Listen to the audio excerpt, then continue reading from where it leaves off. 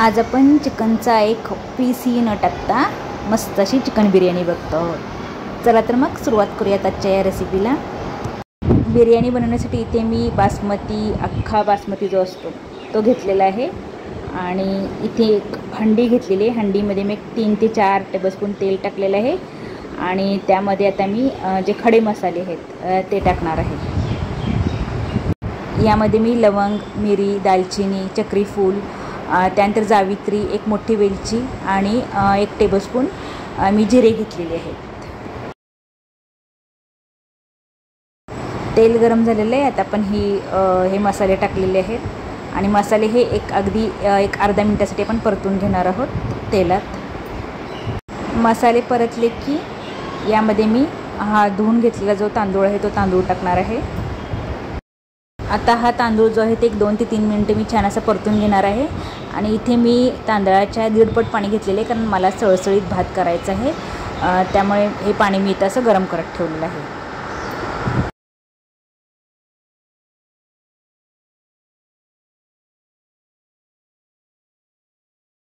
यात आता हे चवीनुसार मीठ टाकलेलं आहे मी।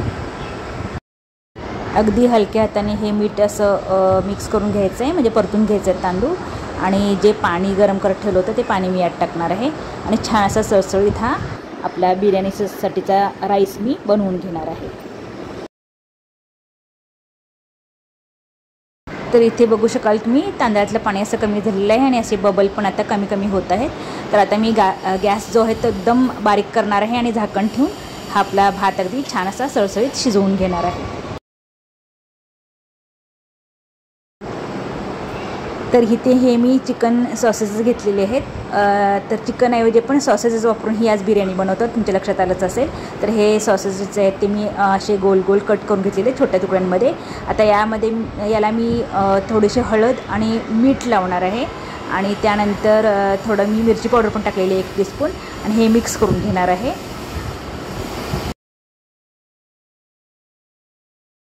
हे असं लावून मी 5 मिनिटासाठी साईडला ठेवून देणार आहे। इथे हा आपला भात पण अगदी छान असा सळसळीत तयार झालेला आहे। आपण शिजला आहे का बघूया। तर अगदी बिर्याणीला जसा भात लागतो तसा हा शिजलेला आहे। तर आता मी गॅस बंद करून घेणार आहे। आता इथे एक कढई घेतलेली आहे मी आणि या कढईत मी अगदी 1 टीस्पून 1 ते 1.5 टीस्पून तेल घेतलेलं आहे आणि या तेलामध्ये हे जे आपण मसाला लावून ठेवलेले सॉसेसेस आहेत ते मी छान असे परतून घेणार आहे। असे हे परतून घेतल्यामुळे याची टेस्ट बिर्याणीमध्ये खूप छान येते, त्यामुळे असे हे मी परतून घेणार आहे। अगदी छान असे आपल्याला एकदम डार्क कलर येऊपर्यंत आपल्याला हे परतून घ्यायचे आहे।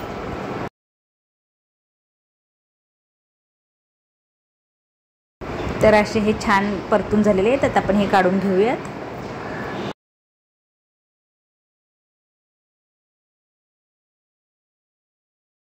आता त्याच सेम कढईत मी 3 टेबलस्पून परत तेल टाकलेलं आहे आणि या तेलामध्ये मी आता 1 टीस्पून जिरे टाकलेले आहेत। जिरे तडतडले की यामध्ये 2 हे तेजपत्ता टाकलेले आहेत मी।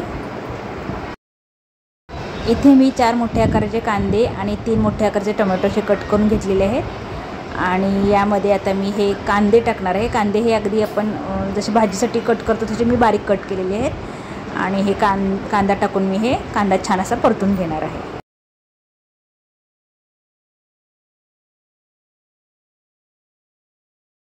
असा हा कांदा अगदी ब्राऊन झालेला आहे, छान परतला गेलेला आहे। आता यामध्ये आपण हे टोमॅटो टाकणार आहोत आणि टोमॅटो पण अगदी शिजेपर्यंत आपण छान असे परतून घेणार आहोत।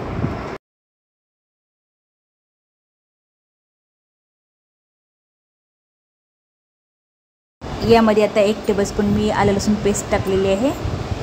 आलं लसूण पेस्ट पण छान आपल्याला अगदी त्याचा जो कच्चा वास आहे तो जाईपर्यंत या टोमॅटोवर परतून घ्यायचे आहे। आता असा हा जो मसाला आहे तो छान परतलेला आहे। आता यामध्ये आपण कोरडे मसाले टाकून घेऊयात। आता इथे मी 3 टीस्पून मी काश्मीरी मिरची पावडर घेतलेली आहे, त्यानंतर 3 टीस्पून मी जी साधी आपली स्पायसी थोडीशी मिरची पावडर असते ती घेतलेली आहे। तर हे मिरची पावडरचं प्रमाण तुम्ही तुमच्या आवडीनुसार कमी जास्त करू शकता। त्यानंतर इथे मी 1 टीस्पून मी चिकन मसाला घेतलेला आहे त्यानंतर हाफ टीस्पून मी जिरे पावडर घेतलेली आहे. त्यानंतर हाफ टीस्पूनला थोडीशी जास्त मी धने पावडर आणि 1 टीस्पून अगदी भरून मी चिकन बिर्याणी मसाला घेतलेला आहे. यामध्ये मी आता हाफ टीस्पून ही हळद देखील टाकलेली आहे. हळद विसरली होती मी. आणि आता हे सगळे मसाले जे आहेत ते आपण या ग्रेव्हीमध्ये टाकणार आहोत आणि छान असं 1 मिनिटासाठी छान आपण परतून घेऊयात.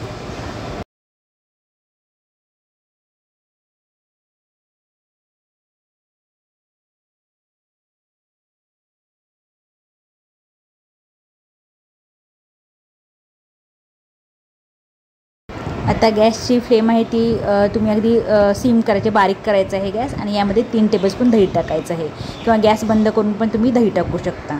आता दही टाकल्यानंतर छान असं हे मिक्स करत करत या मसाल्यात आपल्याला छान असं त्याला अगदी छान तेल सुटेपर्यंत आपल्याला परतून घ्यायचं आहे.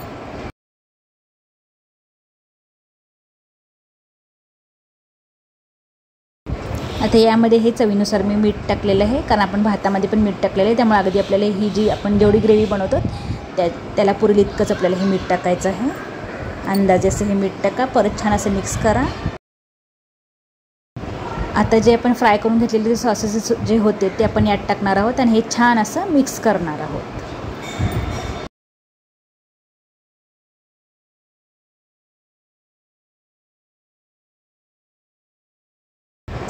आता यामध्ये एक छोटी अर्धी वाटी किंवा 1 वाटी जरी पाणी टाकलं तरी चालेल. म्हणजे आपल्याला हा जो मसाला आहे हा थोडासा सेमी थिक बनवायचा आहे. त्यामुळे अंदाजे असं मी अर्धी वाटी यात पाणी टाकलेलं आहे. मिक्स केल्यानंतर एक 3-4 मिनटं आपण याला झाकण ठेवून एक वाफ येऊ देणार आहोत.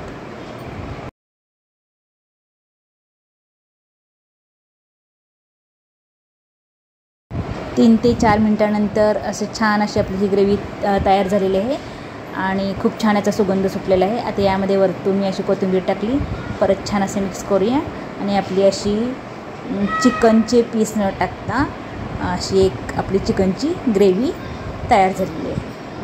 ही ग्रेव्ही पण तुम्ही चपातीबरोबर किंवा भाकरीबरोबर अशी बनवून खाऊ शकता. तर असा हा आपला राईस इकडे तयार झालेला आहे. त्यानंतर हा जो मसाला आहे म्हणजे जे आपण बिर्याणी बनवणार आहोत तर त्याच्यासाठी हा मसाला पण आपला तयार झालेला आहे. तर आता आपण हे बिर्याणी आपण आपली बनवून घेऊयात.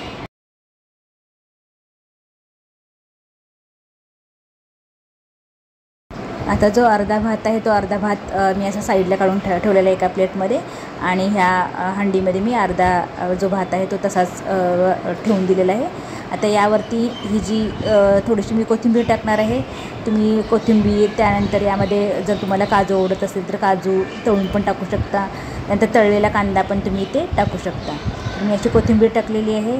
त्यानंतर आपली ही जी ग्रेव्ही आहे ती ग्रेव्ही मी याच्यावर टाकणार आहे आणि छान अशी ग्रेव्हीचं एक थर आहे तो थर देणार आहे.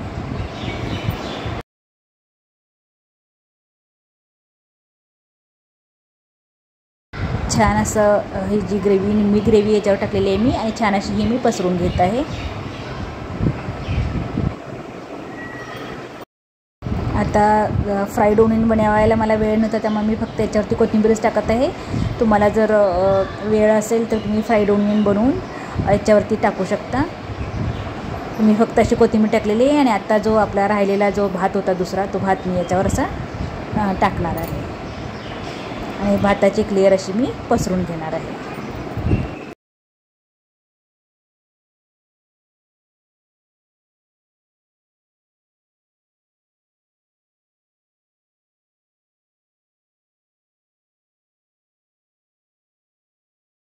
छान असा हा वरती भाताचा थर दिल्यानंतर मी असं काळीच्याने व्यवस्थित असं हा सेट करून घेतलेला आहे. वरून परत थोडीशी कोथिंबीर टाकूया.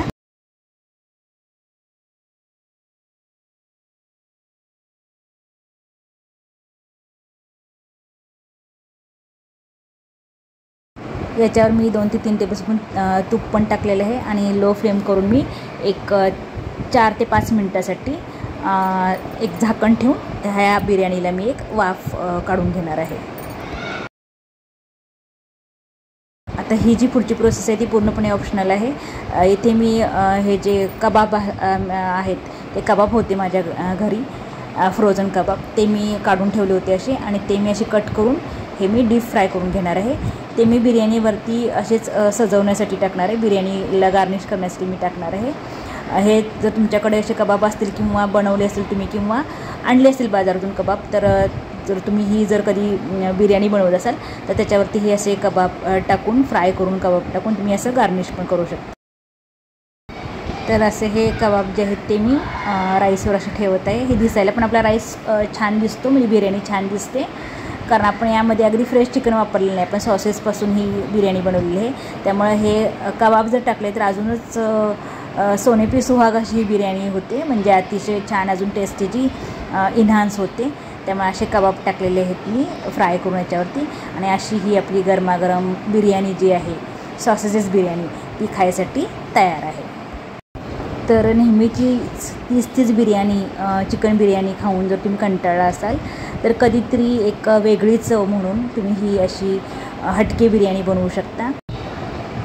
तर नक्कीच तुम्हाला पण माझी ही रेसिपी आवडली असेल तर कधीतरी तुम्ही पण अशी बिर्याणी बनवून बघा, आणि माझ्या अशाच साध्या सोप्या थोड्याशा हटके अशा रेसिपीजसाठी माझं चॅनल नक्की सबस्क्राईब करा.